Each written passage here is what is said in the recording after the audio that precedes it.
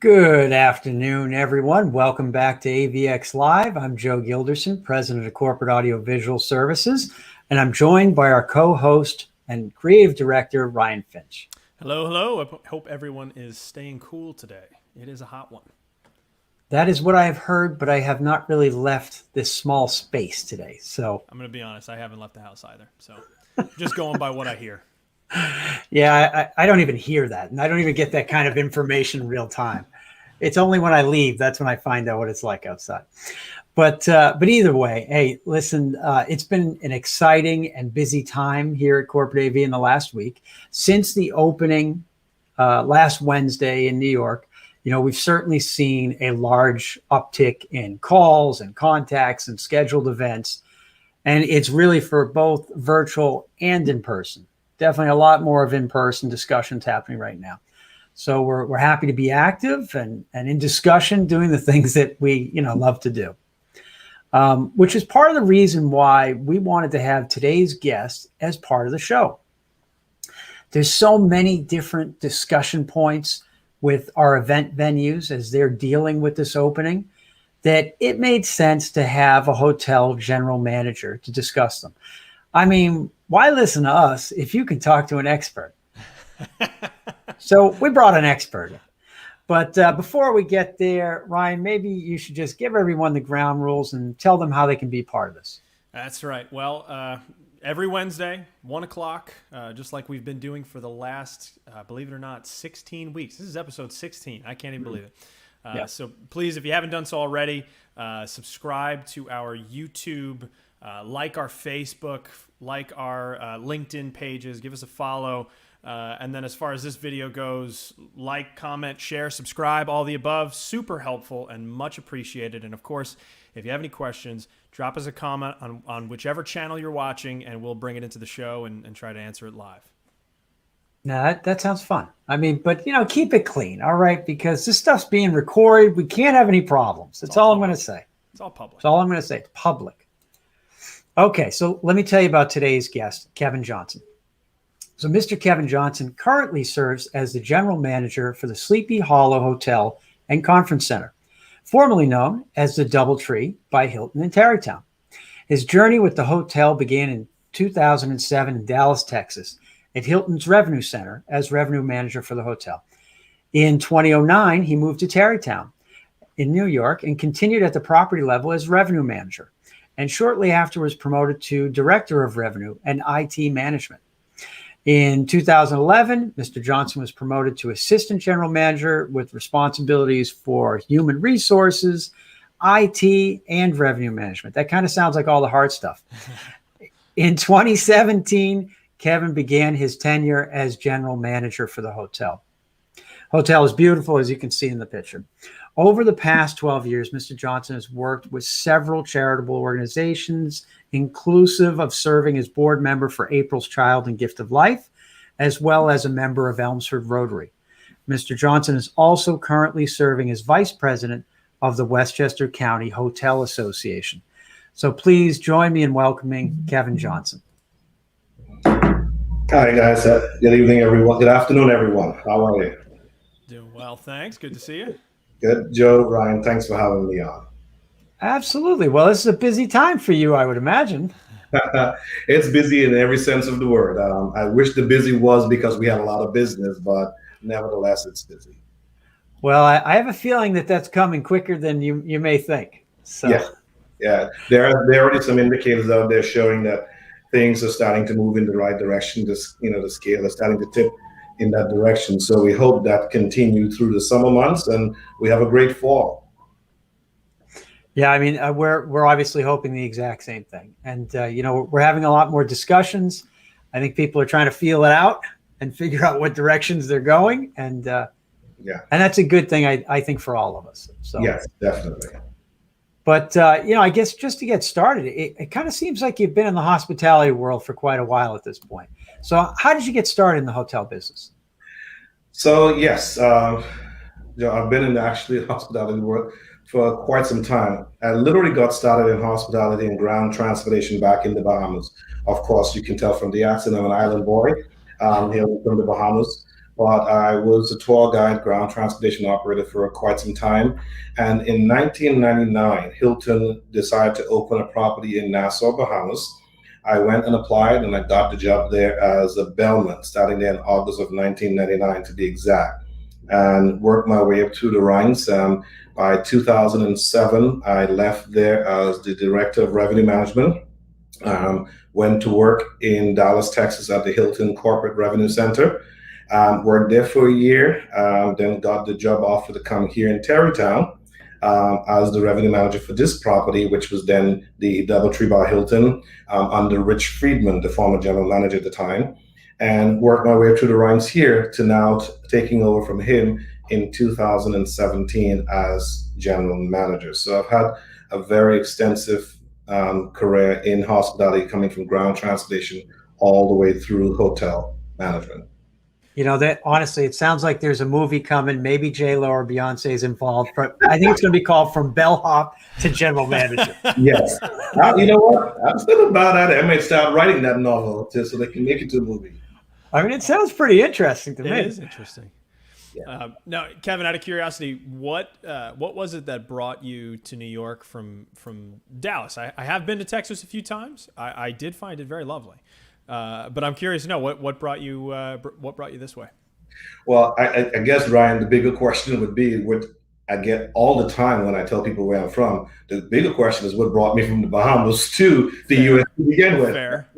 Yeah. Totally. But, you know, as I would say to everyone, the Bahamas is home for me. You know, I'm Bahamian born and bred, so that's home. But I was offered a career opportunity which I just couldn't refuse. And that career opportunity took me to Dallas, Texas. And I worked at Hilton corporate office, as I said, in the Consolidated Revenue Management Center. After being there for close to a year, I realized I prefer being in the hotel, working with the guests, working with the staff, you know, shoulder to shoulder. You know, sitting in the corporate revenue office, I really only saw my colleagues who were doing the same thing. We all had our cubicles or our office, and there was, you know, the only interaction you had with people was via the telephone. And I sort of missed that hotel feel where you get to interact with the guests and interact with your colleagues. So when the opportunity presented itself to come here to Tarrytown, as a matter of fact, this property, I actually managed it out of Dallas, Texas as the revenue manager. So it was, you know, I was already familiar with the property. And when that opportunity was presented itself, I jumped to the opportunity to come to the property. Now, of course, it took some convincing to come to New York because I had a lot of negative connotation about New York from as a kid growing up on as a young. I did too. I did too. So I'm not the only one. So, you know, I was, you know, my assumption of New York is what I saw on television, and which only depicted a lot of the bad areas, you know, in the Bronx and those areas. But, you know, Rich challenged me to take a trip to Tarrytown. He said, don't come through LaGuardia, don't come through JFK, fly into White Plain. He said, you're going to realize it's not what you think. And it's a totally different experience. Totally different experience. And he was right. So when I got here, I was like, okay, Rich, no problem, I'll take the job. And I went back to Texas and returned in January of 29 and started here as his revenue manager for the property, and have not regretted a day doing it. And as you can see, from 2009 to now, I've worked my way up to becoming the general manager for the property. Well, that's a good path right there. I mean, even though I think I like going the reverse, maybe go down Bahamas now, but right. That's okay. We'll stay on track. I don't want to get too far. Yeah. But so listen, I know that 2020 was probably a year you'd like to put in the past and maybe forget a little bit. But in reality, I think it kind of changed us all. Some for good, some for, you know, maybe things to improve in the future. But maybe you could tell us just how the hotel had to adjust and how your team dealt with everything with the pandemic. Right. So, Joe, put in the past is an understatement. I would like to hit delete if I can, because we were on track to have the best year ever for this property was going to be 2020. You know, we did a lot of groundwork after I took over as general manager. Linda Ferrone, who's the director of business development, myself, we did a lot of groundwork to try and position us to have a good year. And needless to say, that all came tumbling down in March of 2020. And a lot of adjustment had to be made. You know, the first big challenge was we realized all of the businesses that we already had on the book was canceling, and we had to figure a way now, what is the way forward. And the first thing you realize is that we had over 200 staff members, team members, and we realized right there and then there was no way we can keep them all employed. So the first major decision was, how are we going to reduce this staff to a point that was manageable financially for the property? So we initially cut from over 200 staff to about 80 team members. That was the first cut. And then in April of last year, we had to make a further cut, bringing us down to about 50 team members. So that was the first major challenge. And the team members that was left, we still was operating. So a lot of these team members then had to take on multiple roles in order to keep the operation going. The conversation that I had with them at the very offset is that we are going to bind together as one cohesive unit and do everything that was in our power that we can to keep the doors of the hotel open. And that was our sole mission. Now, we had the typical hotel work that we were already accustomed to, but the pandemic brought along additional work, from the sanitizing and disinfecting to the enforcement of certain health protocols, from the wearing of the mask and making sure the touch surfaces are always clean. It brought on a lot. And I must say, the team members that we have here at the Sleepy Hollow Hotel and Conference Center really came together and worked together as a team, and they went above and beyond to make sure that we survived to this point. And so right now we're looking at continuing doing some of those stuff as we come out of the pandemic, but because a lot of those things we'll have to keep intact to really keep the operation going, because people are going to now expect that to be the norm. Oh, absolutely. Well, and Kevin, it's interesting because obviously, our on the AV side, we're in the hospitality industry as well. And we saw a very similar trajectory in terms of how things went, all the business falling off the books, the reductions in staff, and, a lot of the challenges, obviously, you probably dealt with on a larger scale, but they're similar in many regards. So one of the things that we talk a lot about on this show and internally is leadership. And, in your role as a leader, I could imagine managing the morale was probably something that that took a little extra effort. And so I guess I'm curious, was there anything that you used, any tactics that you used, whether it was communication or group emails or some sort of morale booster, just to provide that element of leadership, like, hey, these are uncharted territories, follow me in this, and we have to all go in the same direction. Was there anything that you could point to that you found in your role? Ryan, that's a very good question. From a management perspective, we all tend to resort to the typical or the way that of the norm, where you would send motivational emails or put up a motivational poster. I didn't take that route. We were in the trenches, and I did just that. And it's often said that some of the best leaders are great followers. And I sort of embodied that during this pandemic. I got in the kitchen with, my chef, have them prep if I can, do whatever I can in the kitchen. I went and washed the dishes. I went and, kept clean up and flip a banquet room. Whatever I was asking my team members to do, I was sure to be next to them doing it as well. None of it was above and beyond me. Some guys would just sit in the office and give the instructions and, send them the motivational emails. But I thought the best way to motivate the team members was to get there shoulder to shoulder with them and help get the job done. And I did just that. Yeah, I think that makes complete sense, Kevin, because you're that type of person to begin with, and I think they know that. But that's what this past 15 months is required. Yes, it's required everybody to just have one focus, come together, and just do that. Just do that part. And I know that the additional cleaning practices, I'm sure that was a challenge when you had so many less people. Yes. So were you in there cleaning too, or what? Tell me the truth. Don't lie. Yes, no, I was. It's One a of candid show. I mean, we're live. So. Yeah, no, oh, definitely, and I have proof to it too. So I help with the sanitizing of the high touch area. There were times I would put on because we got a few of the static sprayers, so I would mount one of those on my back and help go and spray down there the high touch areas. Whatever was needed, I did it. And I didn't even give it a second thought. Because not only that I was asking my team members to do it, but we were also short staffed, because a lot of there's a core number that you need to operate a hotel of this size. And we actually reduced those numbers below that threshold, which means that, we all had to really pitch in. So, I didn't give it a second thought to get out there in the lobby or wherever and have cleaning.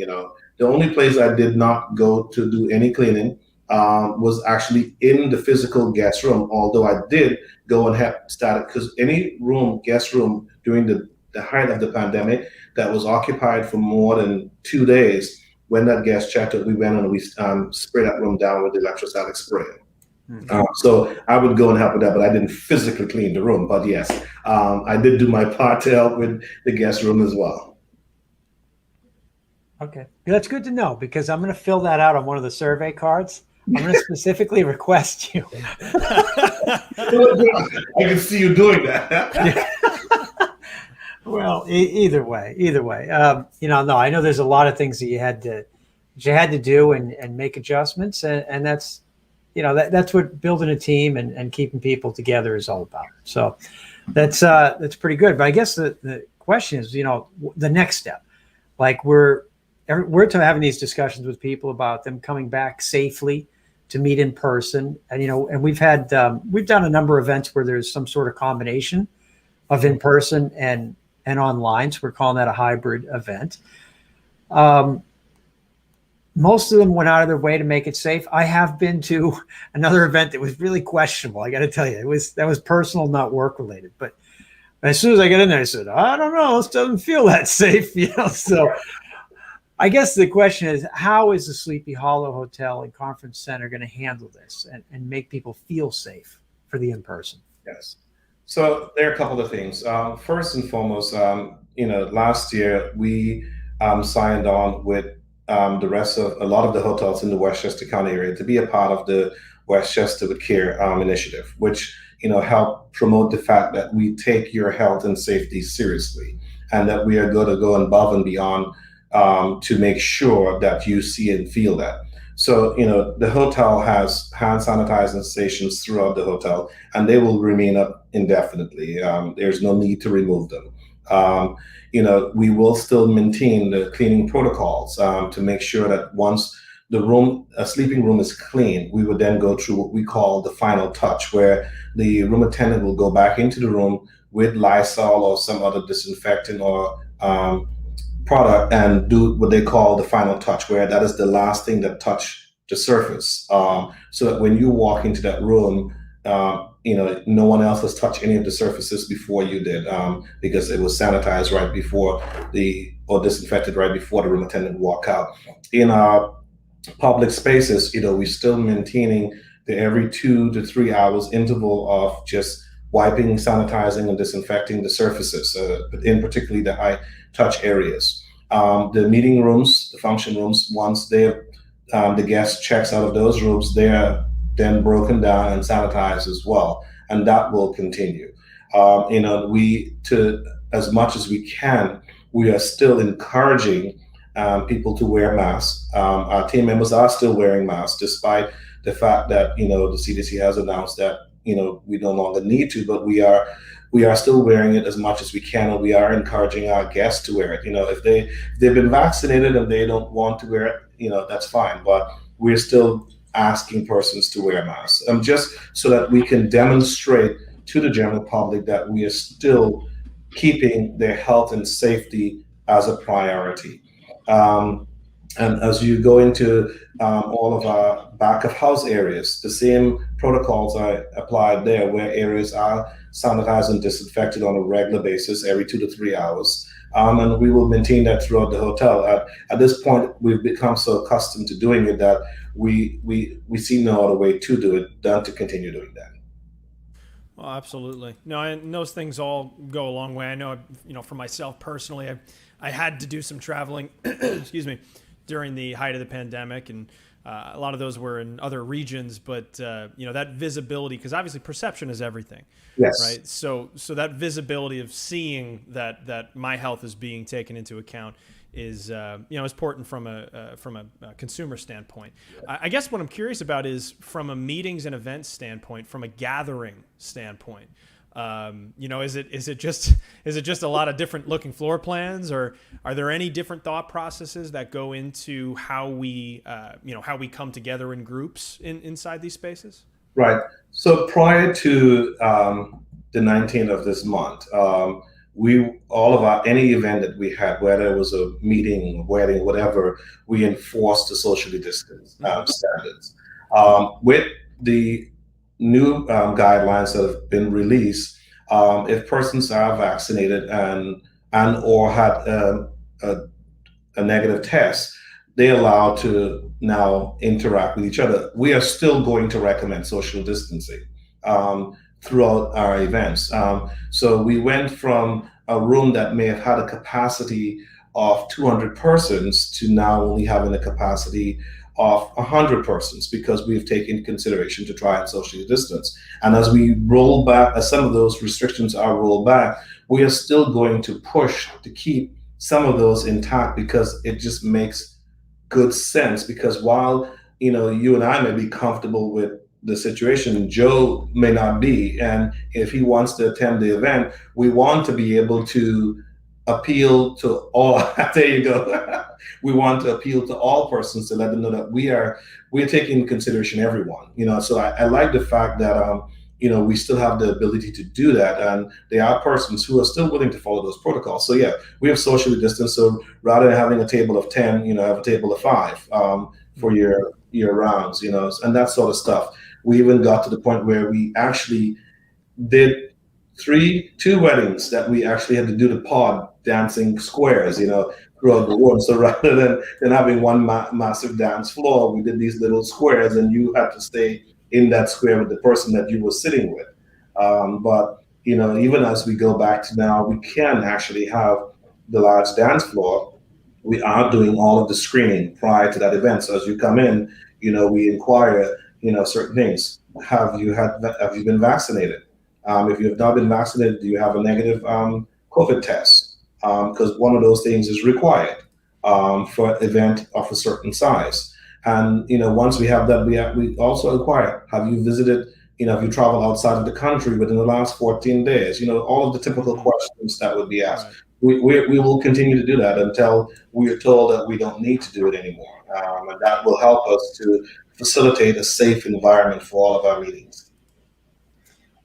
Yeah, I mean, I think that's one more thing, right? It's one more thing that you have to deal with. And yeah. I know we've had conversations. I think people are concerned about if they have to be the ones to ask those questions, and if they have to now become the vaccination police. And okay, do you have a card? Like, how do you prove that? Somebody's saying, well, you can't, So I've heard a lot of different things in that regards. You ask them a question, I'm assuming you're taking their word for it at that point, right? So yes. So we, the entity that hosting the event, are required to follow this. So first of all, we have to register the event with the Department of Health, Westchester County Department of Health. And once you come in, we have a table set up, a screening area. Before you're allowed to enter the event, you're screened. First of all, we take your temperature. We ask you if you've been vaccinated, and if you've been vaccinated, you have to show proof. It's not on what you call a good faith thing. You have to show proof of the vaccination, or you have to show proof of the negative COVID test. That's the requirement by the health department. That's the standard that's been set, and that's what we've been enforcing. Okay. Once you produce those, there's a small questionnaire that you have to complete. And on that questionnaire, you'll also put your contact information. And the reason for that information is important for contact tracing.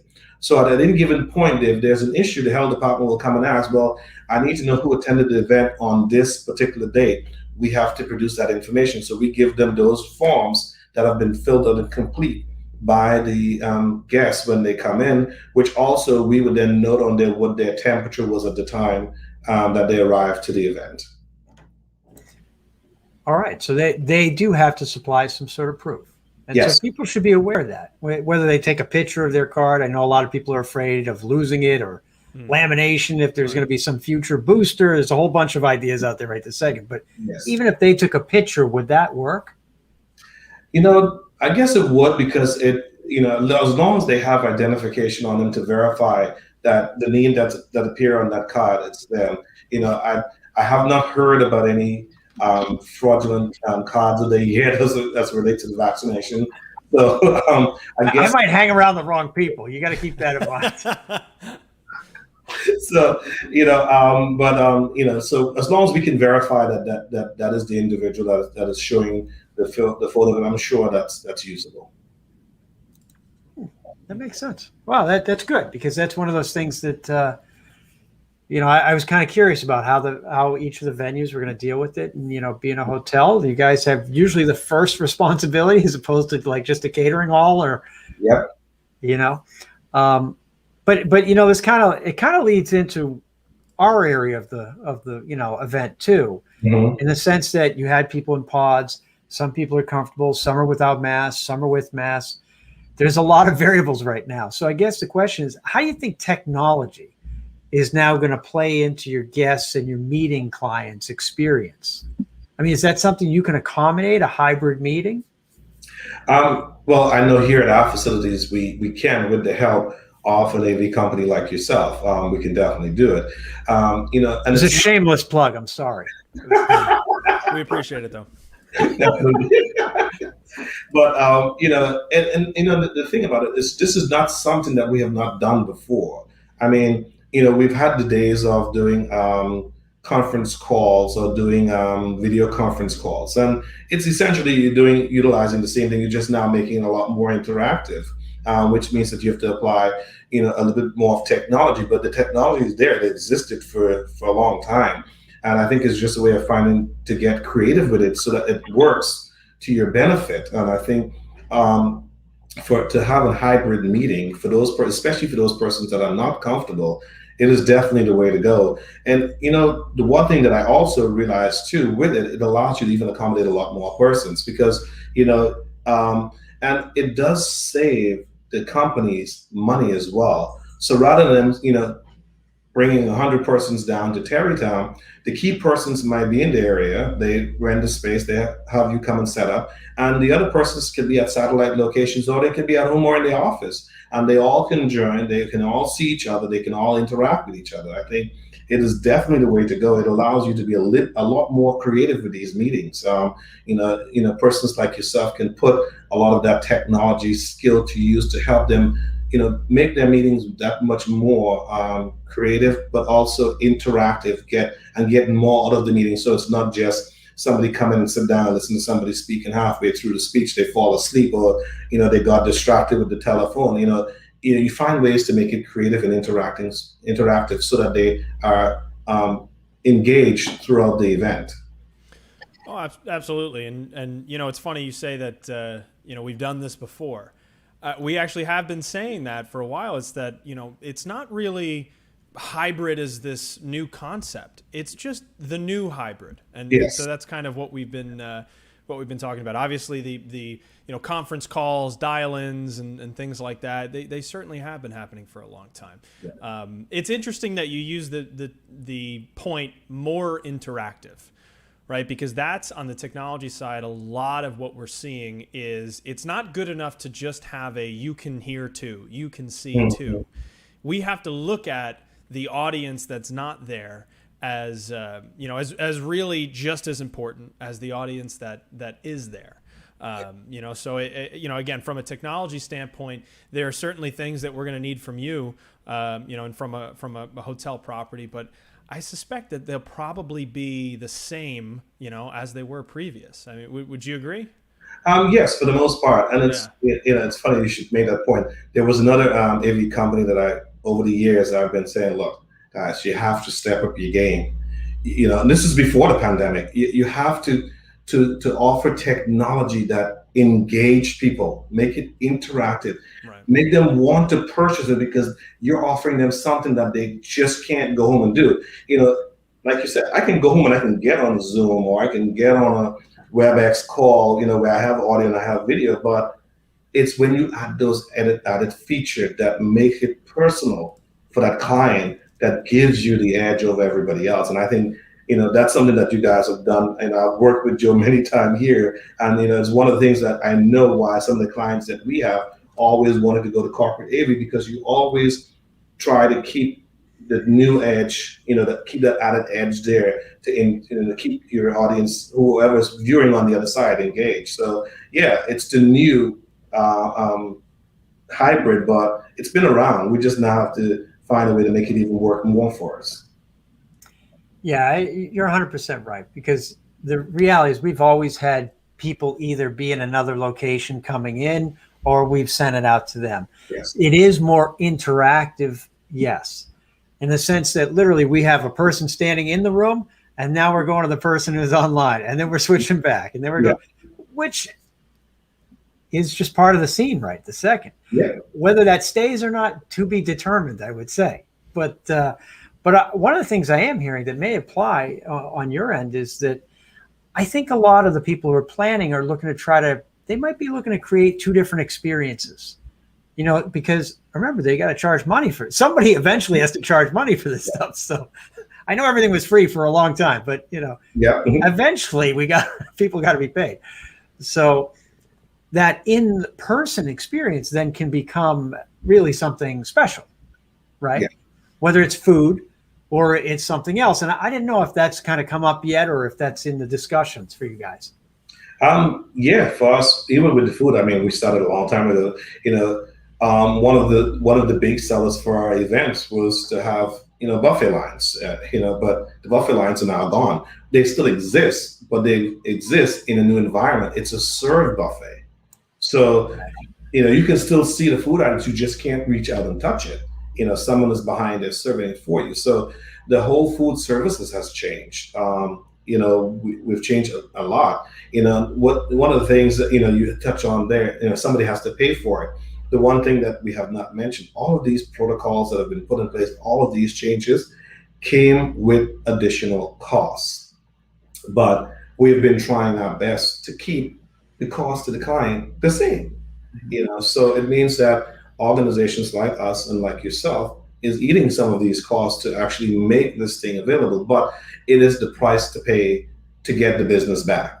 And I think once the business is back and fully operational, then we start viewing a way to make it more, more profitable for us. But I think from the get-go, you have to adopt these new policies, these new procedures, these new SOPs in order to get started, to get the business to come back. Because if you're not offering these things that we're talking about, if you're not doing these things that we're talking about, the general public won't utilize you, because they want to understand that when they come in, one, you can facilitate what they're looking for, but they are safe. And if you can't do those things, then they would just go somewhere else someplace else.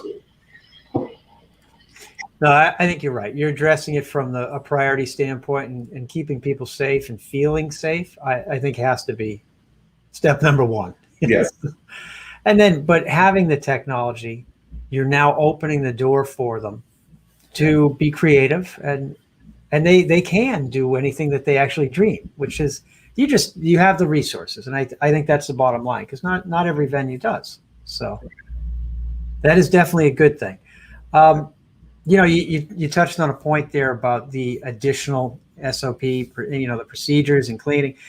So we built a studio in our warehouse almost immediately. It was basically a year ago, maybe last week, because people needed a place to actually film, and they needed to be safe and distanced, and of course we have all the streaming capabilities. So we were doing things live, we were doing things pre-recorded, and we built it out for them. We'd schedule when they could come in, so everybody was all spaced out. Right. I didn't realize just how much more work we were adding to like cleaning and everything else. I'm like, man, this is a real pain in the ass. I didn't know this was going to be so much work. It is. It is. And I can attest to that. Just stepping outside of the hotel for a minute.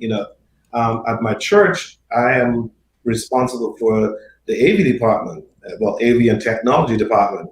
And of course, like the hospitality, churches were greatly impacted. Greatly You could no longer go into church. So we had to immediately resort to figuring out how we're going to still have church service, because at the end of the day, persons still want to come together and worship. And we went to completely online, and then the latter part of last year we went to a hybrid model. And through all of this, I'm doing research to try and figure out how to make this work. So I've been piecing stuff together. So you're 100% right. It is a lot of work. For me, just for a small church, it's a full-time job outside of the full-time job. So I can't even imagine if you built a studio, the amount of work, the extra work that entailed. I just didn't know we were going to have to clean it all the time. This is the hosting part he wasn't prepared for. I wasn't prepared to host. All of a sudden, we have strangers in the building. At one point, I said, we do have a lot of strangers in the building.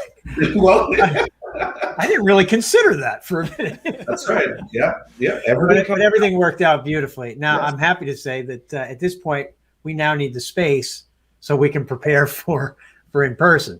But Right. we have green screens and other ways to deal with that anyways at this point. But we needed to move quickly. So Yes, and that was a great thing to do, because a lot of persons did not think about that. And that's what we were talking about earlier, about always staying ahead of the curve and making sure that you understand the needs of the clients out there and meeting them at that point, even before they know they need it. So, and that's what you did. We got to that point where it was something that was needed, but the client didn't know until guys, we got a studio, you can come and do your recording. Oh, wow, I can do that. And that become now the thing.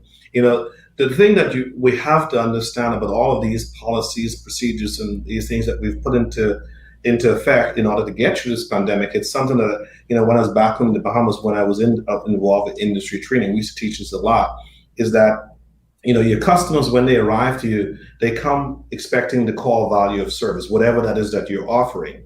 But to set yourself apart from the other AV company, or for me, from the other hotel, I have to offer service above and beyond that, the extra value, the added value, which comes at no cost, because I want to set myself apart. Those things that I've just added to set myself apart, after a while to that client, that become a part of the core. So your core continue to grow. So you have to always look for new and creative means to expand on your services so that you can keep your clients engaged. And, I think that's exactly what you just did there. Well, you're right about it. You have to keep moving forward, and you can't just rest, because while it's really clean there right now, you're going to need something else next year too. That's right. But to go in a slightly different direction, I've also heard, because we're in the field and the hospitality arena, I've heard from a lot of different clients and partners that the industry as a whole is having challenges with staffing, as things are now going to start ramping up.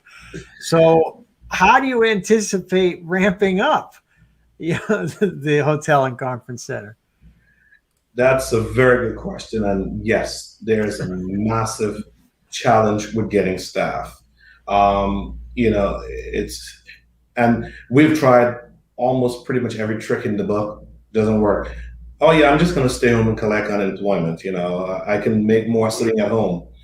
So, and I hate to be the bearer of bad news. That's exactly what it boils down to. That's why you're not getting them. And, so we have to now really search deep and dig deep. And, we have to get creative with the staff that we do have. And we have to get creative in the way in which we handle our business. So in addition to the changes that we have made to get us through the pandemic, we have to make additional changes to be able to function and operate with the current staffing we have, because it's that difficult getting new staff. So, as we ramp up, we just keep hitting the road, hitting the pavement out there, trying to find additional staff. And every so often we would hit a jackpot and find one person. So the minute we have that person that is interested, we make them an offer right away. We have sort of, just go through the normal formalities to make sure that we are getting somebody of quality. But, a lot of the, back in the day, you used to go through 3-4 interviews before you make a decision on an employee. In this climate right now, you don't have the luxury to go through 3 or 4 interviews because you might lose that individual to someone else.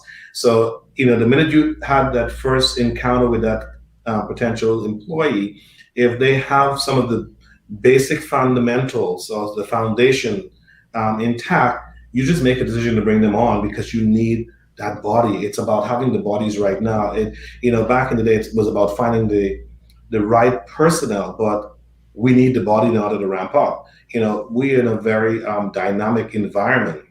I can't grow my business if I don't have the staff to support it.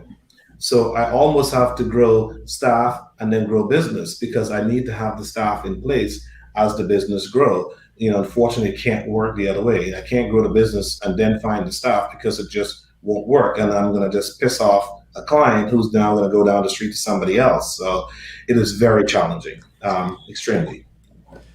Yeah, I could certainly imagine, and obviously we have, some similar challenges in our own right where, some guys who were previously, entirely freelance based have now gone and gotten employment in a completely different field and something that's more stable and that's been making them happy. And of course, obviously the some folks are just more comfortable not working and it kind of is what it is. Can't comment on that. But I'm not sure that Ryan's working. I can't really tell.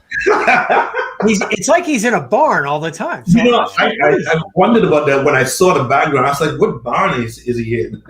You know what? I have to tell my fiance this because Pottery she was barn. She was the one who made me get this. And do you want to know, Kevin? On a side note, I've knocked it over 2 times in virtual meetings, and both times it causes quite a ruckus. So, not very happy with it overall. We have it on recording. Don't worry. We'll send you the clip later. It's priceless. It's awesome. Oh gosh. Well, I like the point you made about kind of striking while the iron's hot, right? When you have a lead on a new potential staff member, that you just kind of have to move quickly, and it's warm bodies and numbers game at a certain point. Yes. How do you balance that out with? I don't know if it's kind of like a right of first refusal for you, where you're like, hey, I'm going to go back to all the people that we had already, and if they don't want it, well, then I move on from there. Or do you look at this as a potential opportunity to find, different people that maybe suit where you're going versus where you've been? Any thoughts on that? It's actually both. There were some cases in some positions where we gave first right of refusal. But there are other cases where we decide, this is an opportunity to get the personnel that you actually really want for a certain position. So it's a dual path, and you have to know which is which for which client. And sometimes you have to end up back with something that you may not have wanted just to get the bodies because, unfortunately, the movement of the business or the business returning, we don't control. So, as that demand starts to build up, we have to be prepared to be able to take that demand. So there are some cases where, we have to take persons that we would not have, want to have to take back because let's face it, we all have those employees at one point. That's just the truth about it. But it is a combination of both, first refusal and also wanting to find that person that is best suited for the job. Yeah, the challenges that we all face, I would say, Yes. it is a very real issue, and I have heard a lot of it lately. So I think we're all going to have a few challenges, but we're all going to get through it just like everything else. Yes.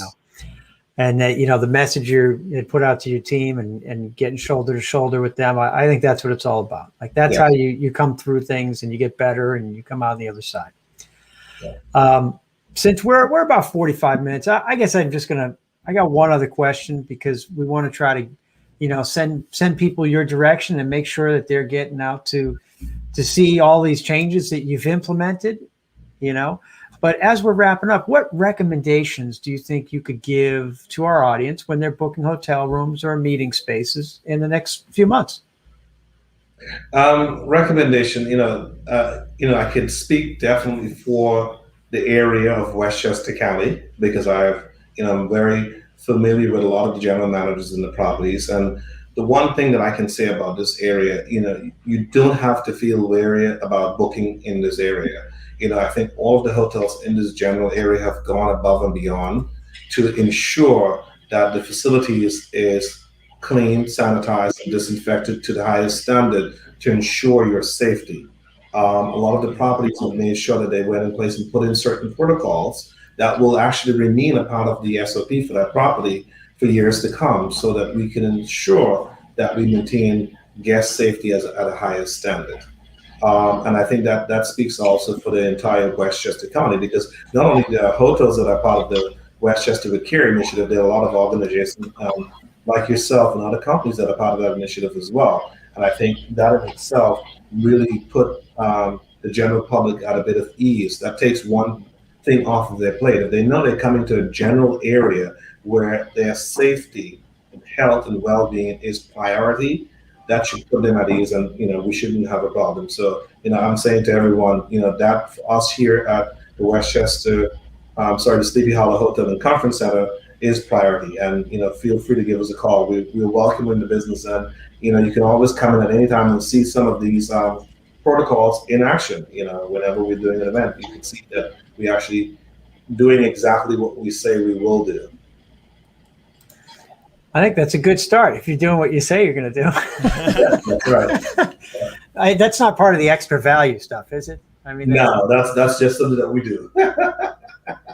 So that's included in the program. That's good. That's included, yes. Well, listen, thank you, Kevin. I mean, it's been great, and it's nice having the perspective, not only of someone who's gone through it, but it has a direct impact on how people are going to improve and feel safer in the very near future. And I think that time is coming soon. So yeah, let's make sure we get some people over there to help out, because that demand is going to be coming.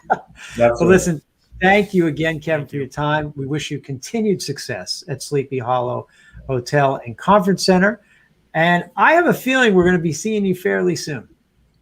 Definitely. Thank you very much, Joe and Ryan, for having me. It's been a pleasure. And you know what? I'm open to do this again. It was definitely a pleasure being on live with you guys, and getting the word out there. And we need to do a lot more of this. This is a great idea. And I'm definitely sure we'll be seeing you soon. Ryan, by the way, Joe's one of my salesperson. He didn't tell you that. He usually sends business my way. Yeah, he's a salesman for me. Yeah. And yet, no commission. I don't know. I mean, they're the best ones, the best salespersons. No commission. So that's okay. He's handed me a lot of cookies over the years. So, there you go. There you go. I feel like I've already gotten my commission. Good. Thank you very much, guys. Thank you, Kevin. Okay, very good. So, Mr. Finch, I like to think that you might have learned a lot today. I really did. It's usually when at least in my role, I've had back and forth with general managers. It's usually because they're upset with something that our team has done in the room and they would like it to change.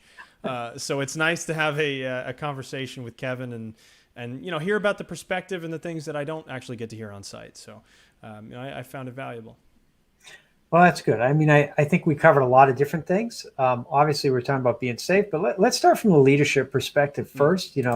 As far as working as a team, I know we did the same thing and had the same thoughts. And I really liked what he was saying about some of the best leaders are great followers, because that's not spoken about a lot. And the reality is, if a leader is going into a different role to assist and help out, they're not an expert in that particular role.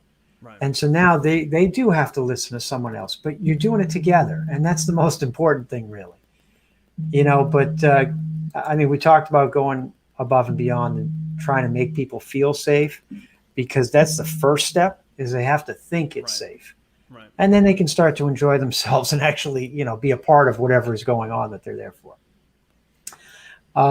But bringing, as far as having ID or having some proof of vaccination, that's something that people should be aware of. Right. Because that's going to be starting very soon. If you haven't ventured out to a space, especially a public space like a hotel, or some other, like the Madison Square Garden is now up their potential, audience, the same as all the other stadiums and everywhere else. You just got to be aware of these things, that you are going to need to provide some proof when you go places. But I mean, I know that they have the technology there, so if it's a hybrid right. meeting, I think Sleepy Hollow is a great place for everybody to go to. Totally agreed. Totally agreed. And close by too. I actually love And very Tarrytown. close by. It's There you nice, go. right? Yeah, it is. It is. I think my favorite takeaway was, yes, Tarrytown from Westchester Airport, very different experience than LaGuardia to the Bronx. I think that was my biggest takeaway. Yeah, I would, as a Bostonian, I would tend to agree too. I had different visions of this area as well, but Right. it's all great. I mean, New York's a great place for people to come to. Agreed. All right, Ryan, let's take this thing home. Okay, well, as with every week, please come back, check us out Wednesdays, 1 p.m. every week. We don't miss any. Have we missed any? I don't think we've missed any. We have not. I know I've missed some, but in any case, You're a part timer. I mean, you're who gonna knows what see you're gonna see at least 50% of us every week at 1 p.m. on Wednesday. And please come on back again. Big thanks to Kevin. We'll have some more guests coming your way, trying to show some different perspectives and keep people up to speed. So if you haven't done so already, please subscribe, like, share, comment, all of the above. I know it's a lot to ask, but it's super, super helpful.